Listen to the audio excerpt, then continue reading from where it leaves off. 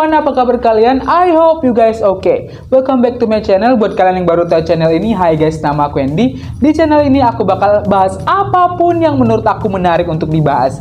Jadi jangan lupa klik tombol subscribe di bawah ini agar kita masih bisa ketemu lagi di video-video aku selanjutnya.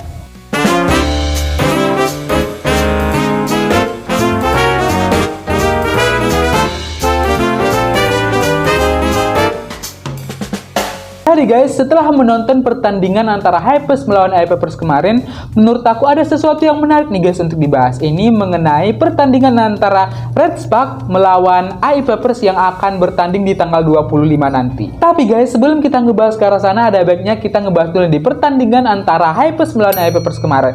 So, jangan kemana-mana, ini bakal sangat seru sekali pembahasannya. So, inilah dia pembahasan antara Hypers melawan iPepers.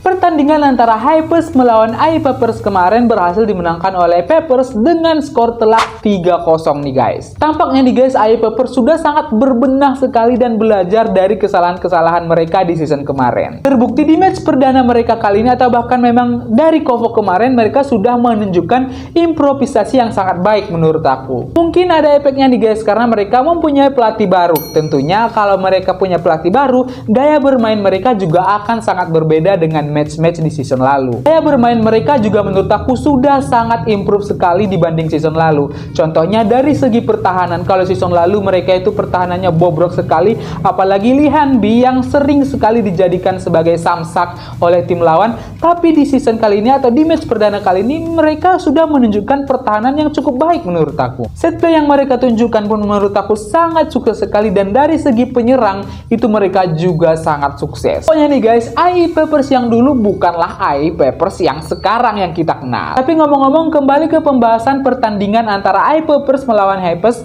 menurut aku Hypers menunjukkan permainan yang sangat buruk nih guys. Kita bahas dari sisi pemain asing Hypers dulu nih guys. Menurut aku pemain asing Hypers itu belum bisa menunjukkan performa yang baik. Dari Kovo kemarin juga mereka masih bisa dibilang sangat kurang kalau dibandingkan pemain-pemain asing di tim lain. Sebenarnya aku berharap pertandingan mereka di Kovo kemarin itu sebagai pemanasan aja guys. Tapi ya nyatanya udah di liga utama pun mereka belum bisa menunjukkan permainan yang memuaskan, terutama untuk fans mereka. Terutama pemain asing mereka yang outside hitter nih guys, yang kalau nggak salah itu namanya Batista.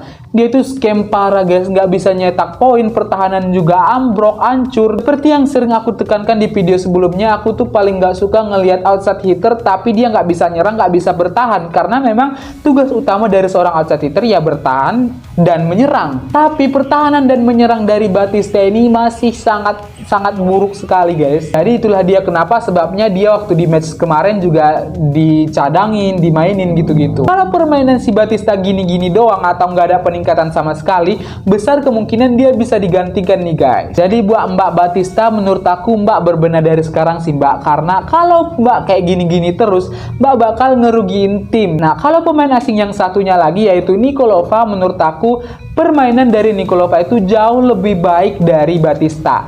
Mulai dari servisnya yang sangat kencang, pukulannya yang juga yang sangat kencang.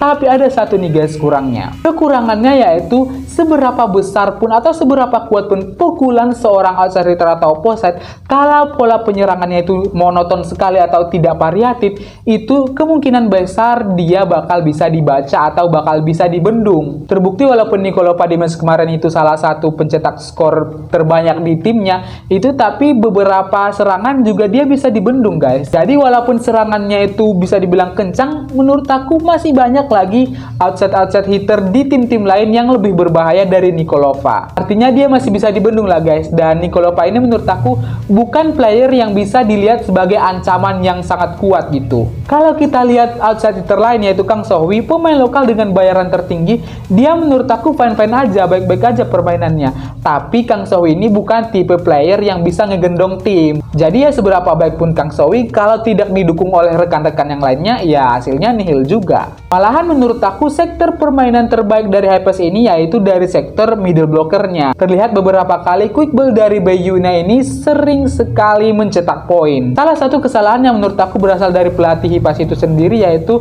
pelatih Hypers ini merekrut pemain asing yang tingginya itu standar. Kalau kita ngelihat tim lain itu berbondong-bondong atau berlomba-lomba merekrut pemain-pemain asing yang tingginya itu ya memang sangat titan-titan sekali. Jadi inilah yang menjadi alasan penyerang Hypers ini terbendung oleh tim-tim lain. Tapi ya lagi dan lagi kalau kita mau menyalahkan satu pemain yang menjadi penyebab kekalahan Hypers, yaitu dari si Batistanya sendiri sih guys. Tapi logikanya gini guys, bukan mau menyerang karena personal Batistanya dan bilang dia buruk banget sih guys, bukan. Tapi logikanya gini, setiap tim itu yang ingin merekrut pemain dari luar region atau luar negeri atau pemain asing itu mengharapkan pemain asingnya itu lebih hebat dan bisa nge-carry pemain-pemain lokal. Dan kalau misalnya pada faktanya pemain-pemain lokal malah lebih baik dari pemain asing yang direkrut, ya buat apa dia di tim ini? Apa kontribusi menonjol yang bisa dia berikan gitu? Dia udah jauh-jauh dari negaranya ke negara orang, tapi kontribusinya nihil. But anyway, semoga kedepannya Hypers bisa berbenah agar bisa menunjukkan permainan-permainan yang lebih baik lagi di match-match selanjutnya. Dan semoga pemain-pemain Hypers, terutama pemain asingnya, bisa lebih improve lagi untuk kedepannya. Selanjutnya kita ngebahas dari sisi iPapersnya nih guys. Menurut aku iPapers di musim ini akan menunjukkan dan sudah menunjukkan permainan yang sangat meningkat dan lebih baik dari season sebelumnya. Jadi memang betul sih guys, problem yang ada di season lalu itu berasal dari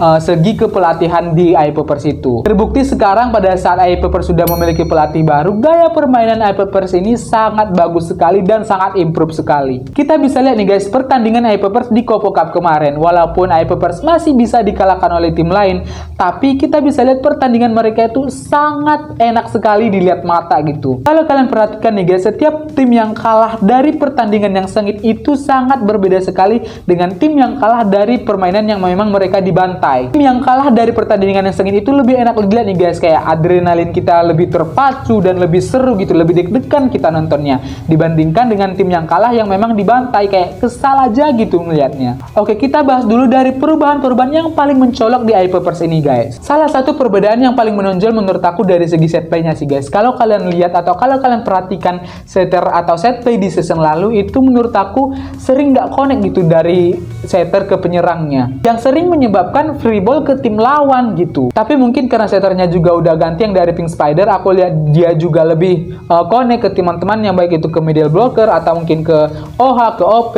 Jadi makanya set play yang dihasilkannya itu baik dan berhasil. Selanjutnya dari segi pertahanan nih guys, menurut aku iPapers pertahanannya sangat improve sekali, semakin baik dan tidak mudah ditembus sama sekali. Kalau dibandingkan season lalu, ya ampun, setiap ngeliat pertahanan iPapers itu pening sendiri dah kepala nontonnya. Satunya bisa kita lihat nih guys dari Osachi Terlihanbi, walaupun dari segi serangan dia itu cukup kuat, tapi di season lalu itu pertahanannya bapok banget guys. Tapi di season ini aku lihat walaupun belum maksimal, tapi dia udah improve parah guys. Tapi player yang paling aku salut di iPapers ini guys, pemain senior yaitu Park Jung Ah yang menjadi juru kunci di pertandingan iPapers melawan Hypers kemarin. Pertahanan dari Park Jung Ah udah lebih stabil dibandingkan season lalu, walaupun di set kedua dia resipnya agak-agak oleng, tapi ya sejauh ini dia itu sangat baik dan udah stabil. Dan menurut aku pengalaman berbicara banget sih guys, karena ya Park Jung Ah ini mentalnya mental baja sekali guys. Walaupun dia beberapa kali membuat kesalahan, tapi dia itu nggak membuat mentalnya menurun gitu. Pokoknya salut banget sama Kapten Park Jung Ah ini guys. Selanjutnya dari segi pemain asing nih guys, pertama kita bahas yang opposite dulu, aku lupa namanya. Walaupun dia itu postur badannya tinggi, tapi pola penyerangannya itu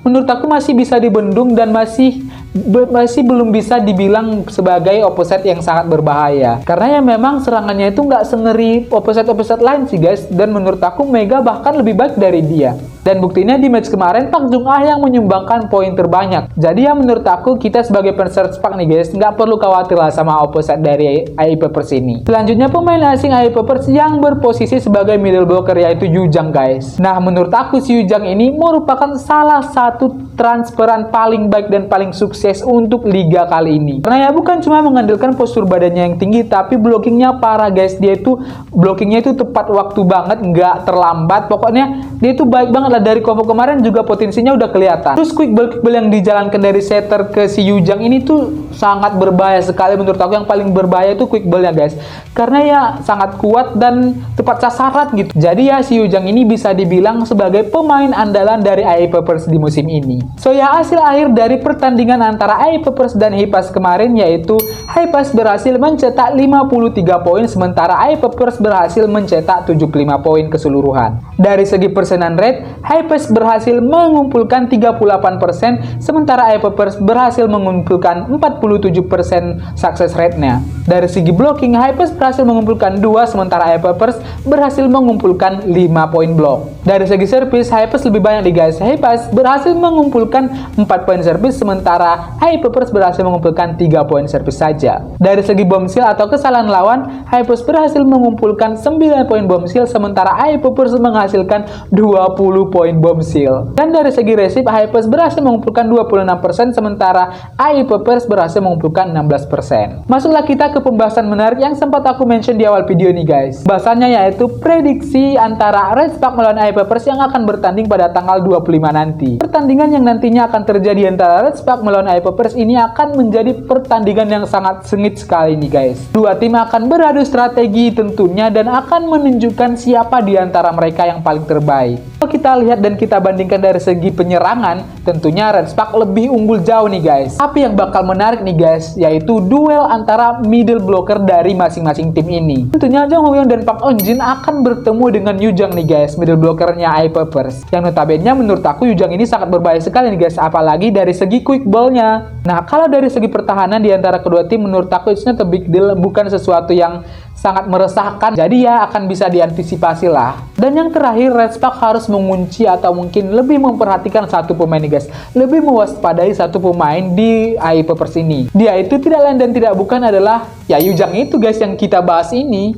Karena menurut aku salah satu faktor AI Peppers bisa improve ya karena middle blockernya yang sangat jago guys. Tentunya buat Mega dan Bukilik harus bisa mengantisipasi si Yujang ini. Kalau tidak akan terjadi aksi blocking yang sangat luar biasa sekali guys. Tapi ya kita harus percaya kehebatan antara Mega dan Bukilik nih guys ya. Karena memang di pertandingan sebelumnya juga middle blocker mereka juga kuat kok, tinggi kok, tembus juga kok dibuat Megatron ya kan. Jadi aku percaya Mega dan Bukilik akan sangat bisa mengantisipasi si Yujang ini guys. Dan terakhir prediksi aku di pertandingan antara AI Peppers dan Red Spark nantinya itu akan berakhir dengan skor 3-1 dengan kemenangan Red Spark. Tapi untuk hasil pastinya akan kita lihat di pertandingan tanggal 25 kemarin. Jadi jangan lewatkan pertandingannya ya guys. So ya segitu dulu guys pembahasan aku di video kali ini.